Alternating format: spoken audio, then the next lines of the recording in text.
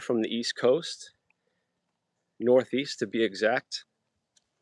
And there's a couple of things that I wanted to talk about, um, specifically national news. Even local news can be guilty of this sometimes. But if you watch the news, it's mostly uh, negative energy, negative stories, negative information. And I think if you take in too much of it, it can have a negative effect on your mind. I know that if I only watched the news and I stayed home all day, it would make me never want to leave the house.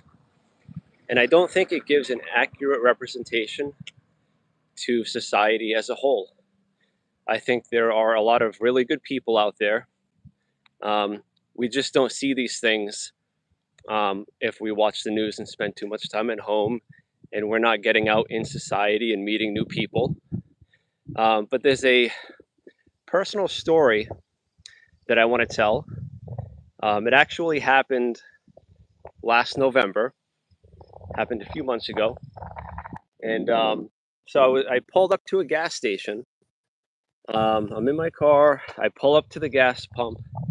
As soon as I step out of my car, I can hear a man calling me, and he says, "Would you like to make some money?" And naturally, especially in today's day and age, I thought it was a scam. So I responded, "I need to pump my gas, and when I'm finished pumping my gas, I'll come over and talk to you."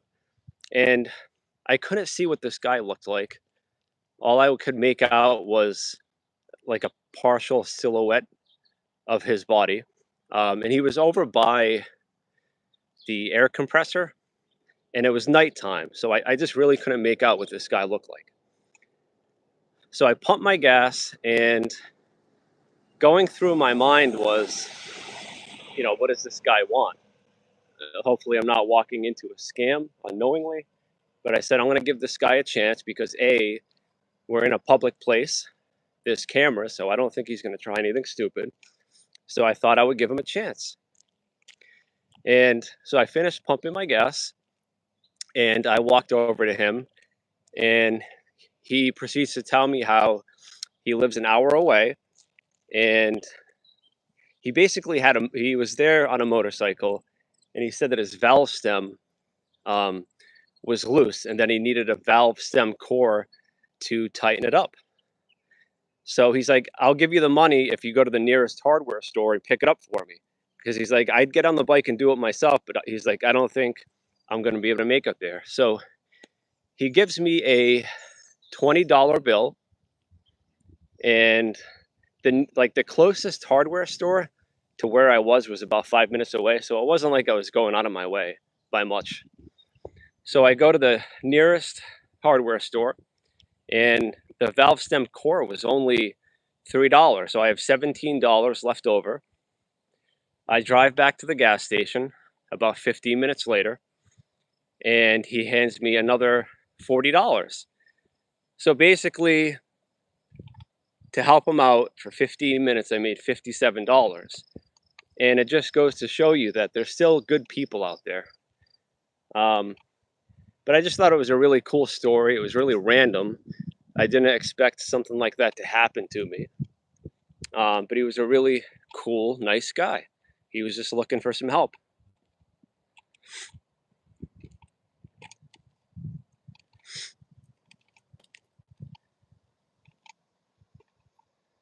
So, how's everybody doing?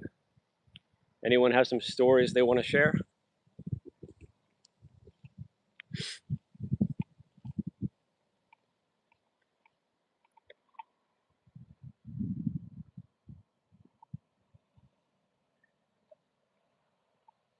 It's a pretty nice evening here, mid to upper 70s, 5:45 p.m.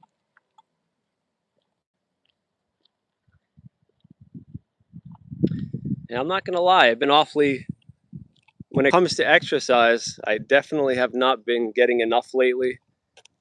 By the time I go home from work, I'm kind of tired, and I make a bunch of excuses as to why I shouldn't do the exercise that I should be doing. Hi, Bacon Dancer. What's going on? No, I am not in Poland, but I would like to visit Poland. This is the United States, Northeast, New England area. Thanks for the like, Bacon Dancer. Yeah, so the moral of the story is, if somebody asks you for help, you should use your better judgment, but, um, sometimes people are just looking for a helping hand and willing to spend money to do so.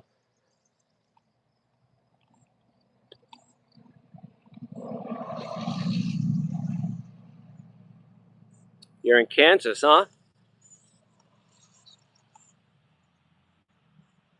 Brecken Caps. Um, so you said you live in Kansas. Have you seen any tornadoes? Some of the videos I see on YouTube about Tornado Alley, it's absolutely insane how big some of those tornadoes are.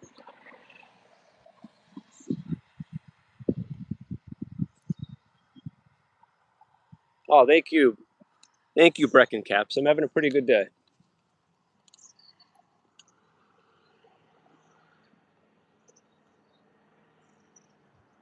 Oh, wow. Sorry to hear that. 110 degrees in Poland? Oh, you live in Phoenix. I'm sorry. Wow. 110 degrees.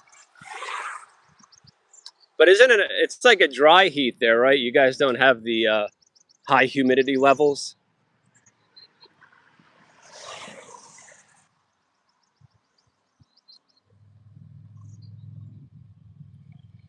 Wow, that's crazy, Brecken Caps. Yeah, the crazy thing about tornadoes is it can wipe out a street, and then the next street over can be perfectly fine, depending on the size of the tornado, of course. Like F5s, an F5 tornado will destroy anything in its path.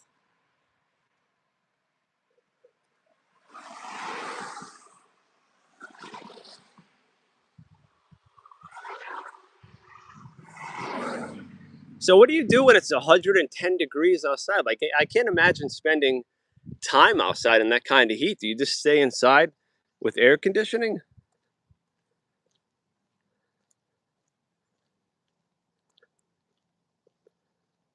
Yeah, that's true, Brecken Caps. Even a mile and a half in some cases, those big wedge tornadoes. And sometimes they're rain wrapped, so you can't even see the vortex.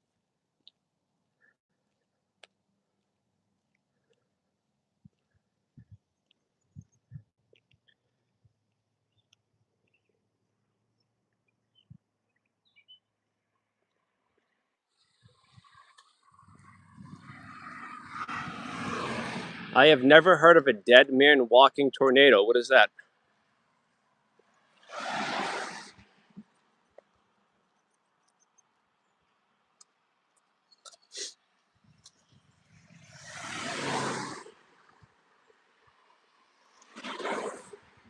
Yeah, I'd imagine in Kansas because it's in Tornado Alley. You guys have like storm shelters that you can run to in the case of emergency.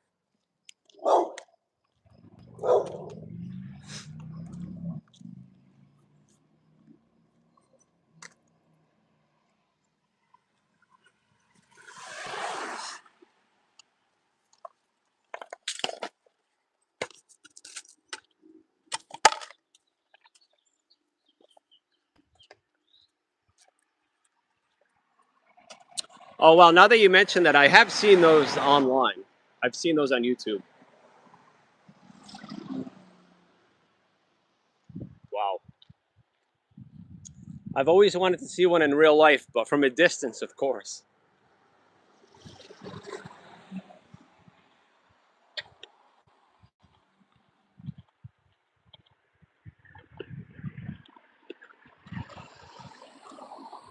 It's kind of hard to read the screen with the glare of the sun. Oh, hi, Tank.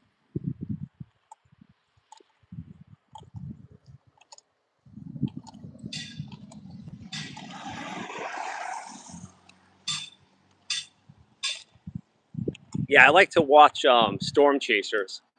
Those guys are crazy. All right, Brecken Caps, nice talking to you. Take care, man.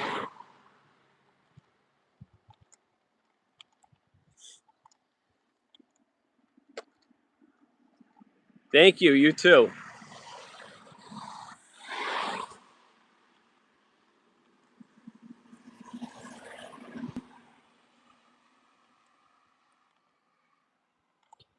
And thank you for subbing. I appreciate it, man.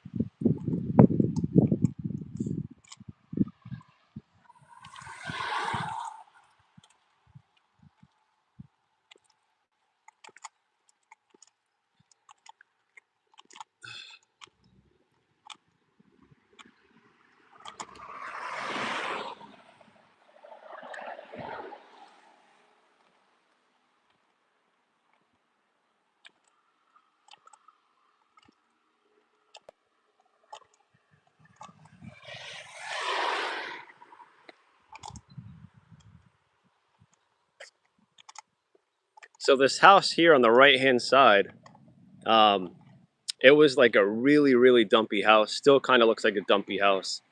But a couple from Walpole bought it a couple of years ago, and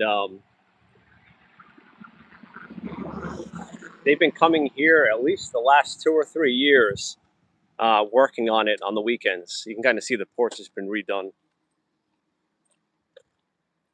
but it's quite the project this guy's taken on. I don't know much about him, but I know he's an engineer. I talked to him once or twice.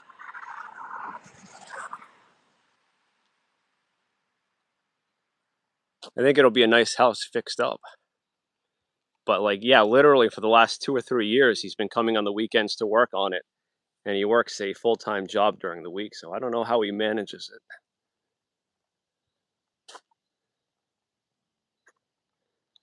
And then this back roof here was completely collapsed, and he's kind of fixed that up. But it's like one of those historical houses, so when you're repairing a house like this, you have to be very specific about everything that you do. Like I'm pretty sure this house can't be vinyl sided.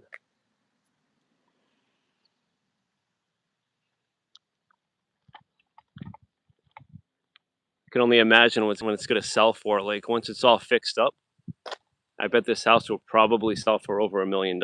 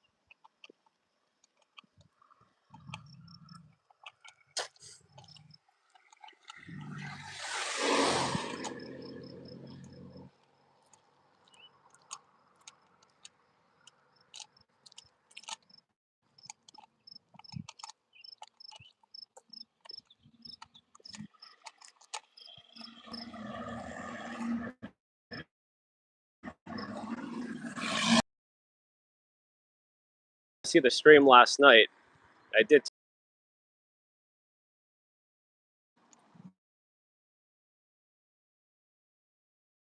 You can see it's been completely neglected. And so last year, the church hired a painting service to come in and paint the church. And there are some areas up high by the roof line that they were going to have to get to. And I'm not sure why they didn't just use ladders, but someone determined that they were going to need like a scissor lift to paint where they needed to get to.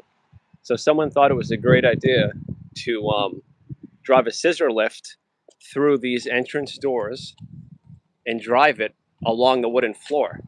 Now, if you know anything about these scissor lifts, they weigh a couple thousand pounds.